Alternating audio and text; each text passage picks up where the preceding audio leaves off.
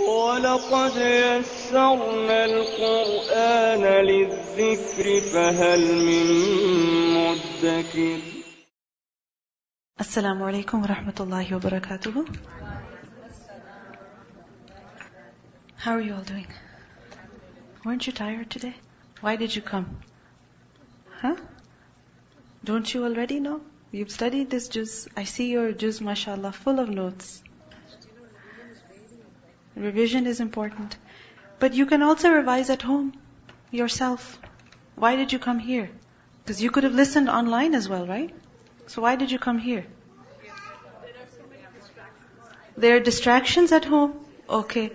And? I felt now my time is more productive for me, because I have done my lesson. I was running late because I have to do this now, and Alhamdulillah. Alhamdulillah, because when you have to go somewhere, you have to make time for it. And what happens, everything else also, you make sure you do it in time. So you're more productive. Okay. Why else did you come here to listen? You could have listened from home. Yes. More reward. Okay. And? Yes. Yes. What I like about our session right now is the fact that we are sitting in the masjid. We're sitting in the masjid.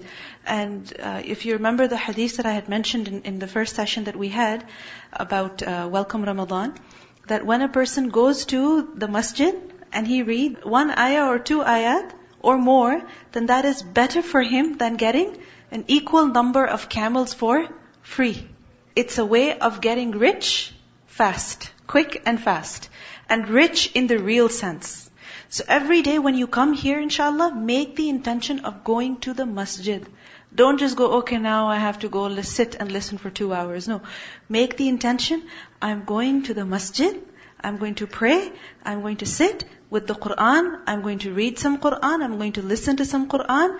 And remember that when people gather together, sit together in a gathering and they remember Allah, then there is definitely more reward in that. There is more barakah, more blessing, more of Allah subhanahu wa ta'ala's mercy. Okay, so from juz number 3, which ayat did you note down for yourself? Yes. Making dua for children. Yes. What kind of dua? The dua that Zakaria alayhi salam made. Dhurriyatan tayyibah. Good children. Okay. What else? Yes. وَلَا تَيَمَّمُ الْخَبِيثِ. That when giving in the way of Allah, don't even intend to give that which is impure. Okay? Yes. قَوْلٌ مَعْرُوفٌ وَمَغْفِرَةٌ خَيْرٌ مِّن صَدَقَةٍ يَتْبَعُهَا أَذَى. It's better if we speak kindly and properly to people than giving in charity and following that up with injury and words of hurt. Okay? Okay. Yes. وَمَا تُنْفِقُونَ إِلَّا ابْتِغَاءَ وَجْهِ اللَّهِ. Spend only to seek whose face? The face of Allah subhanahu wa ta'ala. Okay, good. Let's begin juz number 4. نحمده ونصلي على رسوله الكريم أما بعد فأعوذ بالله من الشيطان الرجيم بسم الله الرحمن الرحيم رب اشرح لي صدري ويسر لي أمري واحلل عقدة من لساني يفقه قولي ربنا زدنا علما. لن تنالوا البر حتى تنفقوا مما تحبون وما تنفقوا من شيء فإن الله به عليم. كل الطعام كان حلا لبني إسرائيل إلا ما حرم إسرائيل على نفسه من قبل أن تنزل التوراة قل فأتوا بالتوراة فاتلوها إن كنتم صادقين. فمن افترى على الله الكذب من بعد ذلك فأولئك هم الظالمون. قل صدق الله فاتبعوا ملة إبراهيم حنيفا وما كان من المشركين لا تنالوا البر حتى تنفقوا مما تحبون وما تنفقوا من شيء فإن الله به عليم. Never will you attain the good reward until you spend in the way of Allah from that which you love. And whatever you spend, indeed Allah is knowing of it. He knows all. He knows who gives what in His way. Allah knows what a person gives in the way of Allah, how a person gives in the way of Allah, in what circumstances he gives in the way of Allah, with what feeling he spends in the way of Allah, and what kind of his possessions does he give in the way of Allah. The fact is that those people who love Allah, they prove their claim of love true. How? By sacrificing their favorite and most beloved things in the way of Allah. Because لَن تَنَالُوا الْبِرَّ حَتَّى تُنْفِقُوا مِمَّا تُحِبُّونَ. You can never ever attain righteousness, you can never attain piety, the good reward, until you give to Allah, for Allah, in His way, that which is beloved to you. And whatever is beloved to us, when we give that in the way of Allah, what are we proving indeed? In fact, we are proving our love for Allah subhanahu wa ta'ala. And these things that we love, that we can spend in the way of Allah, these could be material things as well as immaterial. So over here, all of us are being challenged, that you all claim to love Allah. وَالَّذِينَ آمَنُوا أَشَدُّ حُبًّا لِلَّهِ. Those who believe are intense in their love for Allah. We all say that we love Allah. So here we are being challenged that what proof do you present for the truthfulness of your claim of love? Love for who? Love for Allah. When the Sahaba heard this ayah, we learned that they raced to give what they loved in the way of Allah subhanahu wa ta'ala. The most famous incident concerning this ayah is the story of Abu Talha radiallahu anhu, who had a well named Bayruha, a well that was named Bayruha, and this well was near the masjid of the Prophet sallallahu alaihi wasallam. And around this well was also a lot of fertile land. And in this land were many gardens with several hundred date palm trees. And sometimes we learned that the Prophet ﷺ himself would go to that garden, to that well, and he would drink from that well, and he would spend his time in that garden. So Abu Talha, when he heard this ayah, he went to the Prophet ﷺ. Look at how honest the Sahabi was with himself. He said, Ya Rasulullah, my most beloved thing is this garden. I make you a witness that I give in charity this garden in the way of Allah subhanahu wa ta'ala. May Allah grant me goodness and store it for me with Himself. And he gave the Prophet ﷺ the decision power. He said, I give you the choice, it is up to you. You may spend it however you wish. So the Prophet ﷺ was very happy, and he said that the Muslims will certainly benefit from this donation, from this contribution. Umar radiallahu anhu, even he went forward at this time. We learned that he said to the Prophet ﷺ that my most beloved wealth is that garden which I got from the property of Khaybar. Remember that after the conquest of Khaybar, and this is about 6-7 years after the Muslims left Makkah, then many Muslims who had done hijrah, they were given property. So after a very long time, the muhajirun were getting property. So Umar radiallahu anhu said that, Ya Rasulullah, the property that I have in Khaybar, that is the most beloved property to me. I make you a witness. I give this to you just to spend in the way of Allah. Then we also learned that Zayd bin Haritha radiallahu anhu, he gave one of his favorite horses in the way of Allah. And the Prophet ﷺ, he gave it to Usama. Usama, the son of Zayd radiallahu anhu. And at this, Zayd radiallahu anhu got a little upset that I didn't give it to my son. I gave it in the way of Allah. But Usama was who? The one who was made the leader of an army at the time when the Prophet ﷺ was near his death. And Usama radiallahu anhu, under his leadership were people like Abu Bakr, Umar, Uthman. He was appointed as the leader, and the Prophet ﷺ gave him the horse. What we learn from this is that a person can give anything of his or hers that he likes the most. The test is, what is it that we like the most? مِمَّا تُحِبُّونَ. What is most beloved to us? What is it that we are most attached to? What is that thing which we consider as the most favorite? That we consider as a very important part of our lives, that we find comfort in, that we feel happy with. The thing which we love, the thing that we are attached to.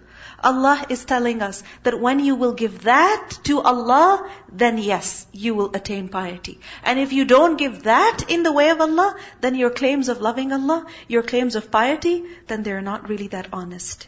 Think about it. When we love somebody, what is it that we give to them? We give them that which we love. Even if it is something that we need, we will still give it to them because we love them. Haven't you ever seen a father giving his phone to his son? Haven't you ever seen a mother giving her jewelry to her daughter? Haven't you seen a sister giving her clothes to her sister? A friend giving her car, lending it to her friend? Why is it that we do these things? When we open up our houses even, that come and stay in my house. Here are the keys. Stay in my house.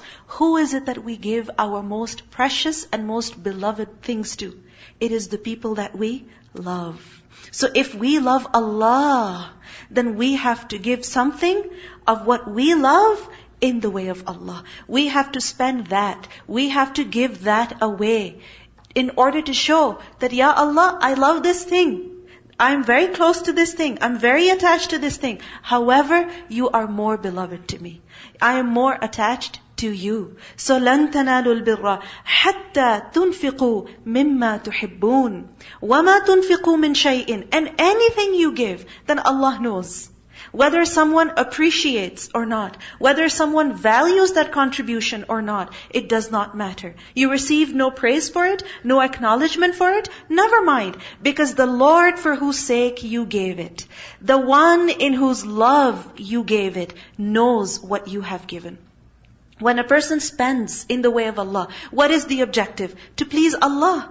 So when you've given your most favorite, your most beloved thing in the way of Allah, then Insh'Allah, Allah will be pleased with you. And if He is pleased, then don't worry about anything else.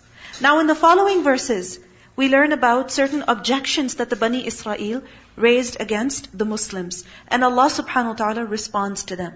One of the objections was that if this Qur'an is truly from Allah, then why is the law different from the law in the previous scriptures? For example, in the previous scripture they say, we were not allowed to eat camels. However, in the Qur'an, this is something that has been made permissible.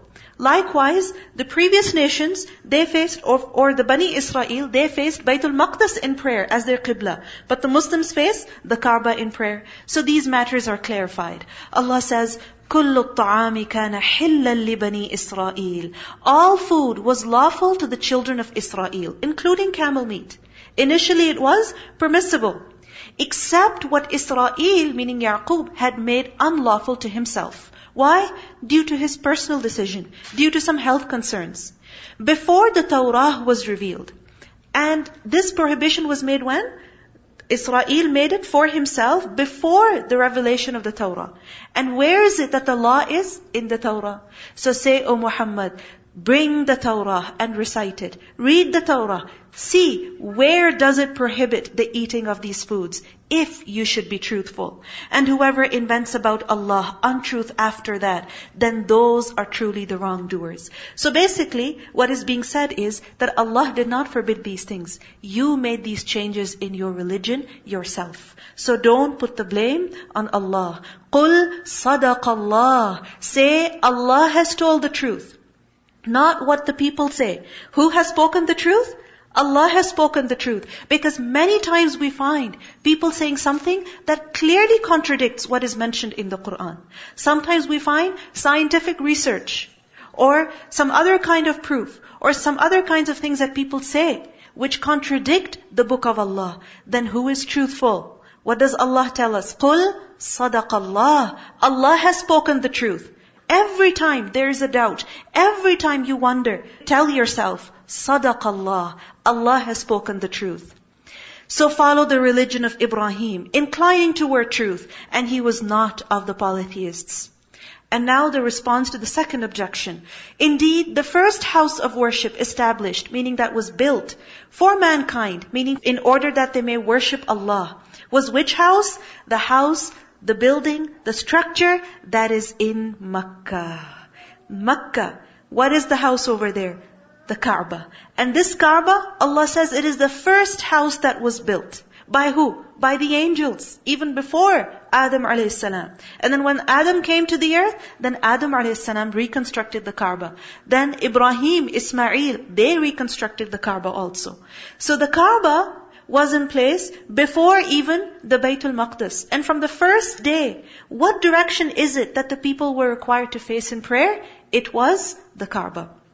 And it was only when, at the time of Sulaiman a.s., when Baytul Maqdis was constructed, so years and years later after Ibrahim a.s., that people began facing Baytul Maqdis in prayer. So the final messenger who came to perfect the law of Allah, what did he do? At his time, what is it that humanity was commanded? Then when we pray, which direction should we face? The original Qibla, which is the Kaaba in Makkah. And this house of Allah in Makkah, Allah says, Mubarakan, it is blessed and a guidance for the worlds.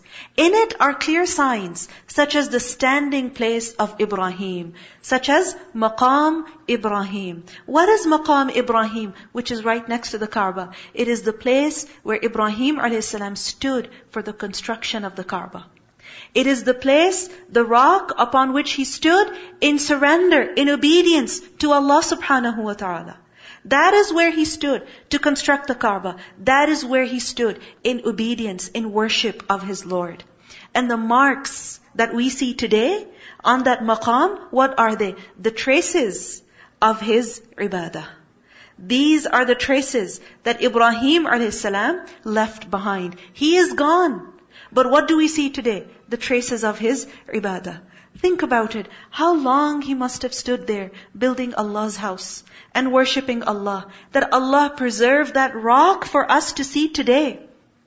What we need to check is, how long do we stand in prayer? And when we do have to stand, then how do we stand in prayer? Ramadan is approaching. And in Ramadan, we fast during the day and pray in the night. The question is, how ready are we for that qiyam, for standing in prayer in the night? And what are we willing to give up so that we may stand in that prayer? Because think about it. لَن تَنَالُوا الْبِرَّ حَتَّى تُنْفِقُوا مِمَّا تُحِبُّونَ. You can never attain piety until you give of that which you love. For many of us, the most beloved thing is not necessarily an item, an object, a piece of gold, a piece of jewelry, money, a house. No, quite possibly it may be our sleep. It may be our rest. It may be the comfort that we find in our beds. It may be the food that we eat. But what does Allah say?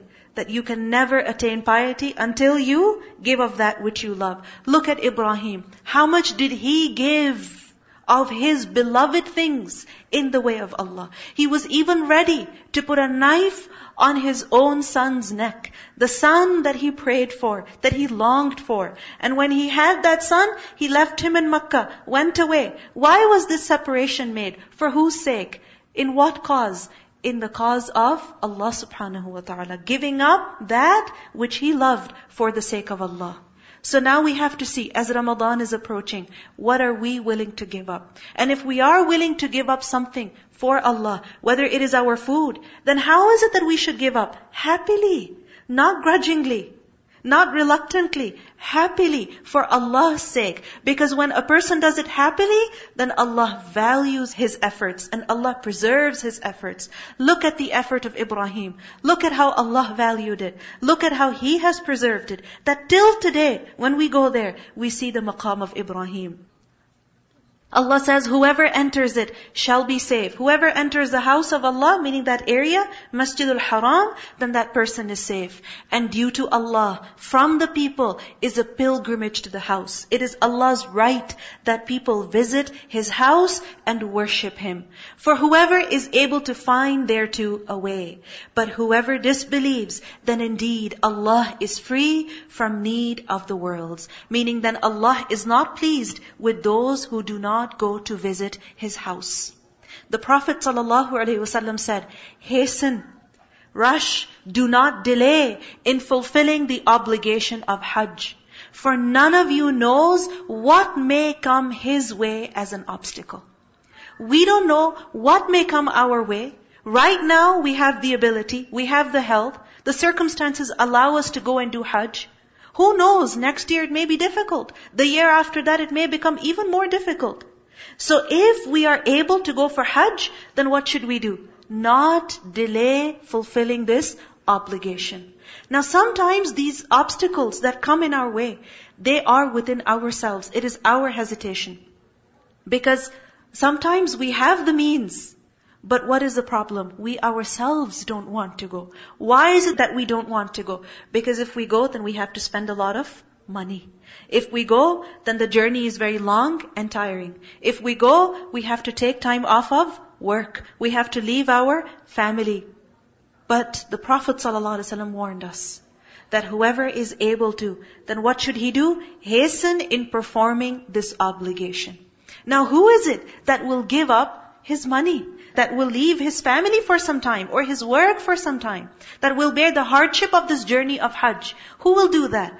The one who will give up what he loves, for whose sake? For the sake of Allah. Spending that out of which we love. Remember that Hajj is that worship in which a person gives up many of his beloved things. When a person goes for Hajj, he gives up his home. He leaves his loved ones. He leaves his comfort, his food. So many things. So this is all part of لَن تَنَالُوا الْبِرَّ حَتَّى تُنْفِقُوا مِمَّا تُحِبُّونَ. Now remember that Hajj, it is an obligation. And yes, when a person performs Hajj once, then his obligation is fulfilled. Meaning once, it is necessary that a person must perform Hajj in his lifetime, at least once. But if a person is able to perform Hajj more than once in his lifetime, then he must do that also.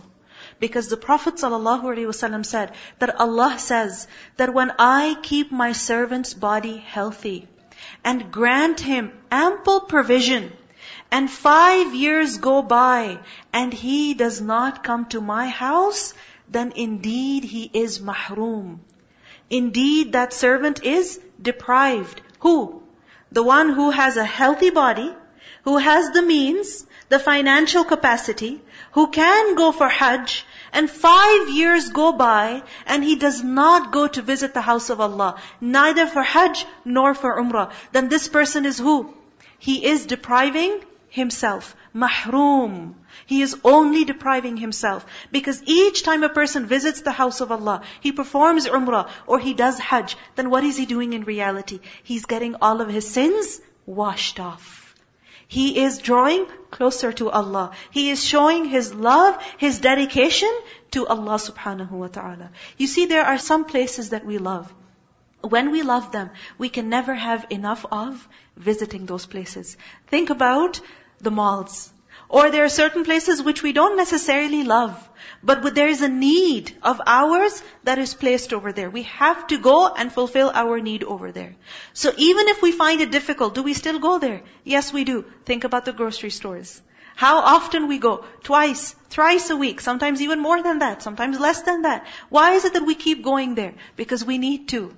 So if Allah has given us the financial capacity, the physical ability, the circumstances allow us, then we should not deprive ourselves from going to the house of Allah and worshipping Allah at His house.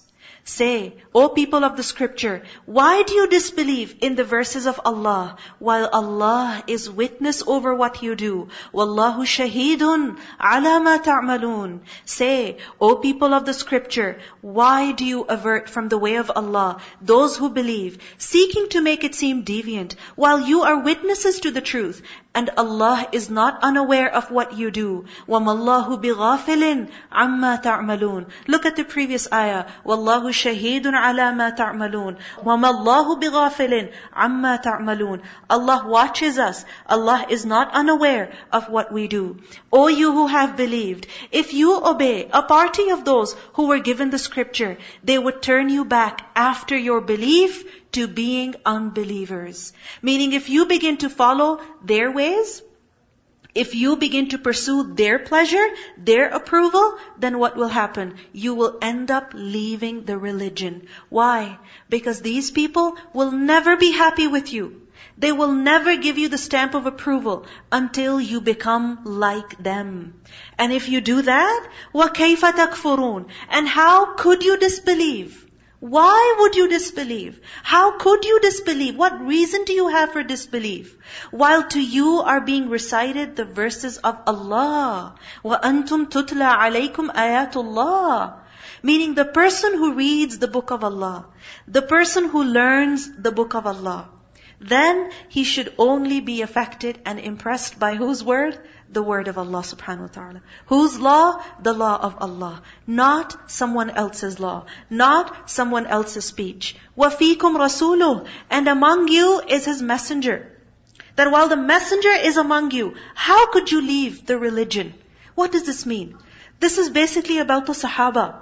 But after the Prophet ﷺ has gone, yes, he is not amongst us. But what is it that still lives on? His legacy, his seerah, his life, his teachings, his manners, his legacy, it lives on. So when we have the Prophet ﷺ as a role model, as our leader, as our guide, a perfect example, then how could we find another leader? Which leader could even come close to Rasulullah sallallahu alaihi wasallam? Who could be more affectionate than him? Who could be more loving than him? Whose example could be better than his example? Whose way of struggling could be better than his way? وَفِيكُمْ رَسُولُهُ وَمَنْ يَعْتَصِمْ بِاللَّهِ. And whoever holds firmly to Allah, فَقَدْ هُدِيَ إِلَى صِرَاطٍ مُسْتَقِيمٍ. Then indeed he has been guided to a straight path. We ask Allah for Sirat Mustaqim. Ihdina Sirat al-Mustaqim. But to be on Sirat al-Mustaqim, what is necessary? Our connection with Allah. That must be strong. وَمَنْ يَعْتَصِمْ بِاللَّهِ. Whoever holds on to Allah. Because the one whose connection with Allah is strong, that is firm, then he will be on Sirat al-Mustaqim. Then he will be on the path to Jannah. Then he will find Allah's approval. Ya ayyuhalladhina amanu. O you who have believed. Ittaqullah. Fear Allah. How should you fear Him? Haqqa tuqatihi. As He should be feared. وَلَا تَمُوتُنَّ. And do not die. إِلَّا وَأَنْتُمْ مُسْلِمُونَ. Except while you are Muslim. Death should not come to you. You should not meet death unless, except you are in a state of surrender to Allah subhanahu wa ta'ala. In submission to Allah. Meaning, throughout your life, you should be concerned about strengthening, maintaining your relationship with Allah subhanahu wa ta'ala. It's not just in the month of Ramadan that we hold on to Allah, that we fast in the day, we pray in the night, we recite Quran, we do dhikr of Allah. No, because death can come in Ramadan and also after Ramadan. So after Ramadan also, what is it that we need to do? Hold on to Allah. Strengthen our relationship with Him. Remain obedient to Him. Submit to Him. Be compliant to Him. Because, remember, it does not take long for a person to go astray. Just because a person is doing something good at the present moment does not mean he will forever remain like that. It does not guarantee that his state of faith, his state of iman, will forever remain good and strong. No, Iman is something that becomes old, that weakens over time. Just as the clothes on our bodies, do they fade over time? Do they lose their beauty over time? Yes. Then what is necessary? That the clothes be washed, they be pressed, they be maintained, they be mended. Likewise, Iman needs to be refreshed also. So this effort of ours of coming together daily and reviewing one juz, this is for what purpose? For reviewing, for refreshing our knowledge of the Qur'an. Why? Why? What's the reason? To refresh, to strengthen our faith, revive our faith. Because وَمَن يَعْتَصِم بِاللَّهِ, then that person is rightly guided. And Allah orders us that do not die unless you are in a state of Islam. So always, every day, every week, every moment, be concerned about your Iman. Because death can come at any time without warning. So how can a person allow himself to become distant from Allah subhanahu wa ta'ala? The Prophet sallallahu alaihi wasallam frequently made dua, Ya muqallib al-qulub, thabbit qalbi ala dinik. That, O turner of the hearts, the one who turns the heart from one state to another, from one position to another, from one direction to another. And does that not happen? One day we like one thing, and the next day we dislike it. One day, 1 month, 1 year, we love to eat a particular food. And the next week, the next month, we don't even want to look at it. If this happens with food, if this happens with our computers, with our phones, we use them. But then what happens? We get bored of them. We want to change. Then what do you think about actions? Does a person not get weary of them sometimes? He does. So what is necessary? That we keep asking Allah for strength. That, Ya Allah, place my enjoyment, my joy in what? In worshipping you. That give me comfort through your worship. That whenever I worship you, then I find comfort. Not that I'm seeking comfort and joy in my trips to the mall, in social gatherings, in coffee parties, in dinner parties. No, these things do bring joy to a person. However, ultimate joy should be in what? In salah. Like the Prophet ﷺ found ultimate joy. Where? In his prayer also. So what do we learn from this ayah? Ya ayyuhalladhina amanu ittaqullaha haqqa tuqatihi wa la tamutunna illa wa antum muslimun. That no matter how good and pious a person may be, no matter how much he loves Allah and prays beautifully and worships Allah with excellence in one given moment, it is not necessary that he will die in that same condition. Sometimes a minor incident can change the state of a person's heart. It can literally change the state of his heart. Sometimes a person, because of what he's going through his life, he's so emotionally disturbed that he begins to lose his faith in Allah. He begins to think negatively about Allah subhanahu wa ta'ala. He begins to entertain wrong thoughts about Allah subhanahu wa ta'ala. Now what happens? Think about it. When there's a storm, when wind blows, then what is it that the wind picks up? What is it that the wind picks up and throws away? It is things, it is objects that are light in weight, that are not firmly rooted. A believer, what is he like? His Iman is firmly rooted. Why? Because he's constantly taking care of his Iman. Constantly nourishing his faith.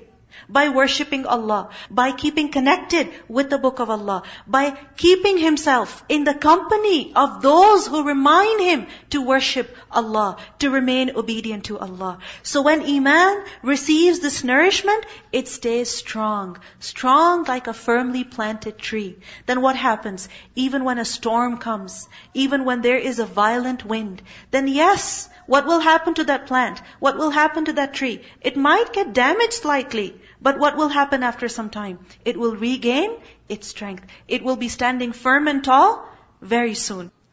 So our hearts, our faith, it needs constant care and attention.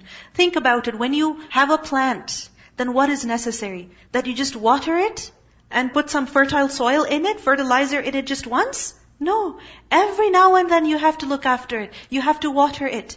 You have to clean up the soil. You have to sometimes take the old soil out and put fresh soil. You have to take care of it. Why? Otherwise the plant will not remain strong. It will weaken. This life is very difficult.